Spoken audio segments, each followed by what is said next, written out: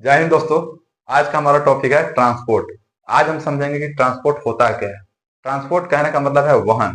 वहन का मतलब कोई भी चीज जो है एक स्थान से दूसरे स्थान तक पहुंच जाना। जैसे हमारे शरीर में जो है फूड मटेरियल जब मतलब जैसे खाना खाने के बाद जो भोजन जो है डाइजेस्ट होने के बाद जो है जो न्यूट्रिएंट्स होता है वो एब्जॉर्ब कर लिया जाता है दीर्घोम के पास। वो सारे न्यूट्रिएंट्स को जो है रक्त जो होता है एक स्थान से मतलब दीर्घोम के पास से जो है शरीर के अलग अलग भागों में पहुंचा देता है। तो ये जो न्यूट्रिएंट्स जो है जैसे हमारे शरीर में अलग अलग जगह पे पहुंचता है ना, जिस माध्यम से पहुंचता है उसे हम ट्रांसपोर्ट कहते हैं। ट्रांसपोर्ट के अंतर्गत जो है जैसे कि हमारे शरीर में ऑक्सीजन भी ट्रांसपोर्ट होता है, कार्बन डाइऑक्साइड भी ट्रांसपोर्ट होता है और न्यूट्रिएंट्स भी ट्रांसपोर्ट होता है। ट्रांसपोर्ट का जो मेन मटेरियल होता है वो होता है ब्लड। ट्रांसपोर्ट का मेन मटेरियल जो होता है वो होता है ब्लड। ये ब्लड के माध्यम से जो है वो कोई भी चीज जो है वो ट्रांसपोर्ट होता है। ब्लड का मतलब होता है रक्त। रक्त को रुधिर भी कहा जाता है। रक्त जो होता है वो फ्लूइड कनेक्टिव टिश्यू से बना होता है। फ्लूइड कनेक्टिव टिश्यू, हिंदी में इसे बोलते हैं तरल संयोजी ऊतक। तरल संयोजी ऊतक। हमारा जो रक्त होता है वो हीमोग्लोबिन पिगमेंट के कारण जो है वो रेड होता है। हीमोग्लोबिन पिगमेंट की वजह से कैसा होता है? रेड यानी लाल होता है। जैसा कि हम लोग जानते हैं कि हमारे शरीर में जो ब्लड होता है ना वो लाल होता है। वो लाल किसकी वजह से होता है? हीमोग्लोबिन पिगमेंट की वजह से, मतलब हीमोग्लोबिन वर्णक की वजह से। ट्रांसपोर्ट में जो मेन मटेरियल ब्लड होता है, ये ब्लड जो है हमारे शरीर में जो है दो अलग अलग अवस्था में जो है उपस्थित होता है। पहला अवस्था जो है सॉलिड अवस्था होता है। सॉलिड मतलब ठोस अवस्था। और दूसरा अवस्था होता है वो लिक्विड अवस्था होता है, जिसे हम द्रव अवस्था बोलते हैं। सॉलिड अवस्था में जो है वो हमारे डब्ल्यूबीसी पाए जाते हैं। डब्ल्यूबीसी, दूसरा आरबीसी और तीसरा प्लेटलेट्स। डब्ल्यूबीसी का फुल फॉर्म होता है white blood cell, white blood sales.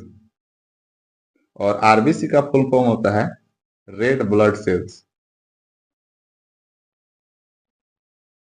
कभी कभी कंफ्यूजन होता है कि डब्ल्यूबीसी का फुल फॉर्म में जो है लास्ट में जो सेल आता है, कहीं कहीं सेल ना लिख के कार्पल्स लिख देता है। और कार्पल्स इसलिए लिखता है कि हमारा जो रक्त होता है, जो सॉलिड स्टेट का रक्त होता है, इस सॉलिड स्टेट को ही कार्पल्स बोला जाता है।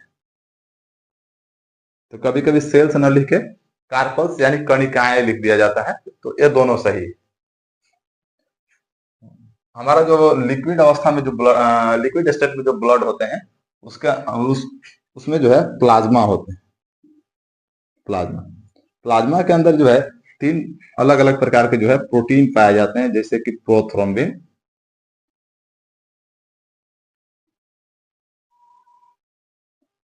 फाइब्रिनोजेन और तीसरा होता है हेपरिन।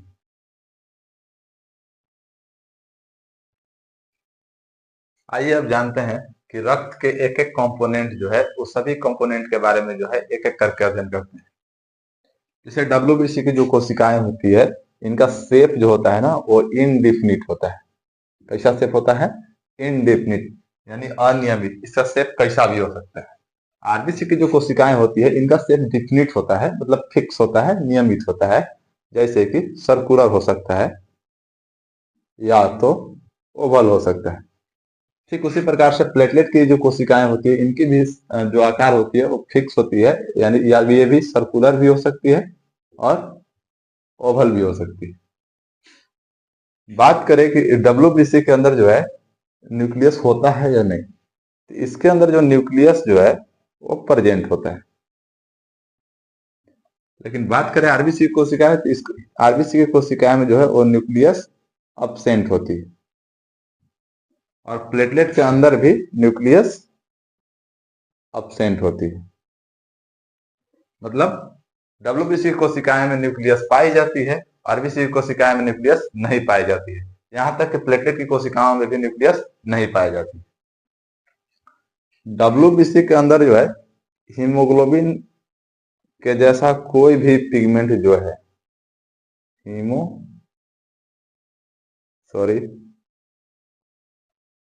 हीमोग्लोबिन के जैसा कोई भी पिगमेंट जो है इसमें नहीं पाया जाता है। यानी इसमें भी हीमोग्लोबिन नामक वर्णक जो है इसमें अब्सेंट होती है, इसलिए इसका कलर जो होता है ना वो रंगहीन हो जाता है। बल्कि आरबीसी में जो है वो हीमोग्लोबिन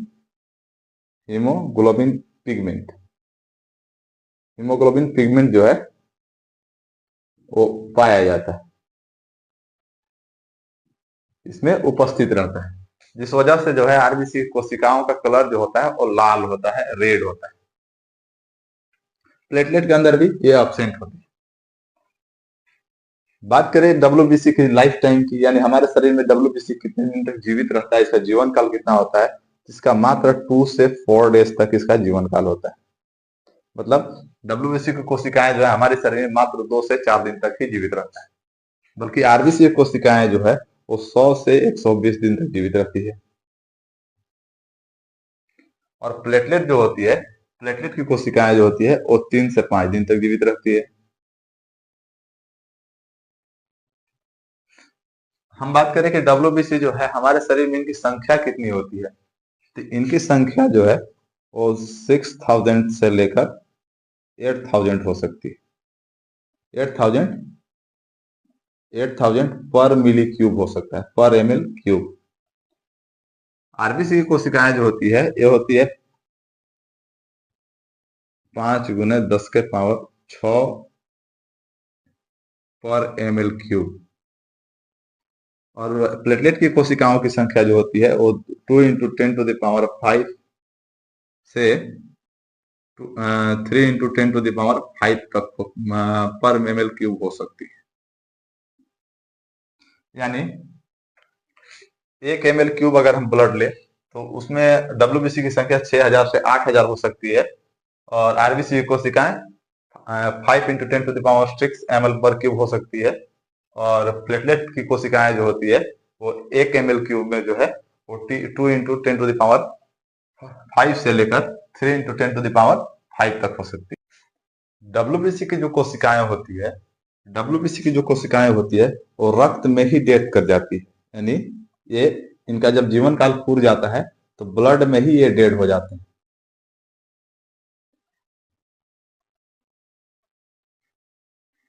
ब्लड में ही डेड हो जाते हैं।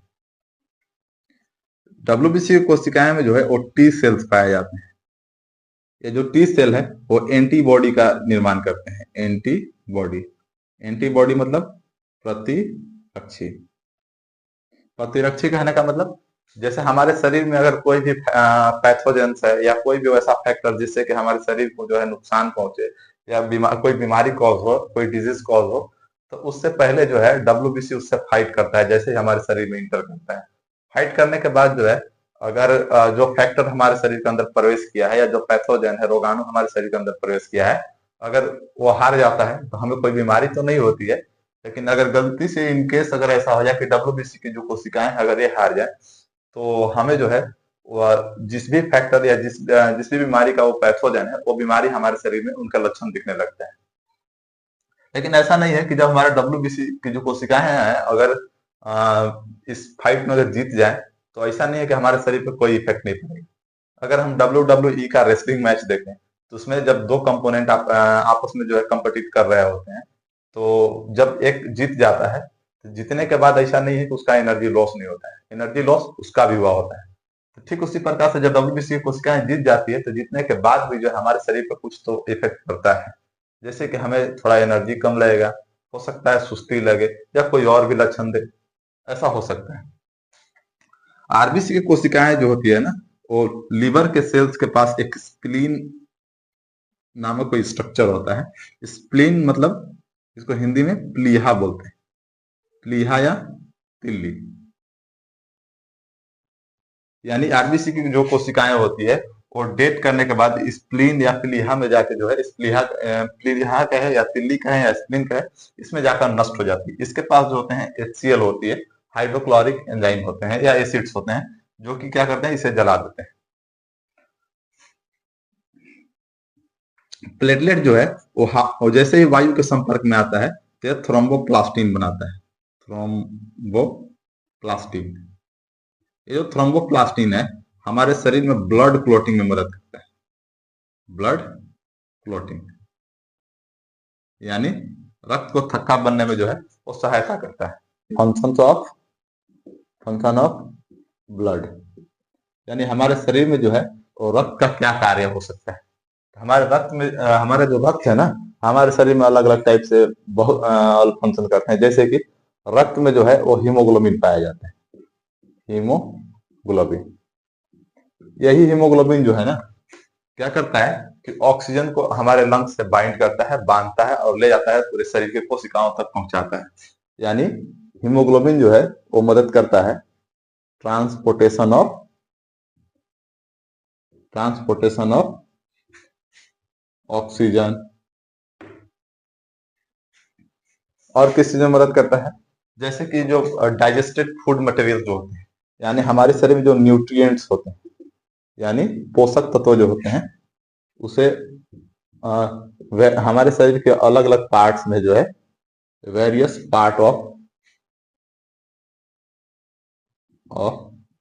आवर बॉडी, यानी हमारे शरीर के जो है अलग अलग भागों में जो है ये पहुंचाने का काम करता है। और हमारे शरीर में जो है ये टेम्परेचर कंट्रोल भी करता है। टेम्परेचर कंट्रोल, जैसे कि ब्लड वेसल से जो होती है ना, ब्लड वेसल के अंदर जो होती है रक्त जो होता है वो बहती रहती है, हमेशा फ्लो होते रहती है। तो फ्लो होने के दौरान ब्लड वेसल से जो घर्षण होता है, फ्रिक्शन होता है, तो उससे जो हीट उत्पन्न होता है, उससे हमारे शरीर का बॉडी टेम्परेचर जो है मेंटेन होता है। जैसे अगर हम दोनों हाथ को अगर आपस में रगड़े तो थोड़ी देर में जो है हमारा हाथ में थोड़े कुछ कम मात्रा में कहे या ज्यादा कहे हीट तो उत्पन्न होता है। ठीक उसी प्रकार से जो है हमारे शरीर में जो है ब्लड एक फिक्स स्पीड से जो है वो फ्लो होते रहता है, जिस वजह से जो है हमारे शरीर में टेम्परेचर भी मेंटेन रहता है।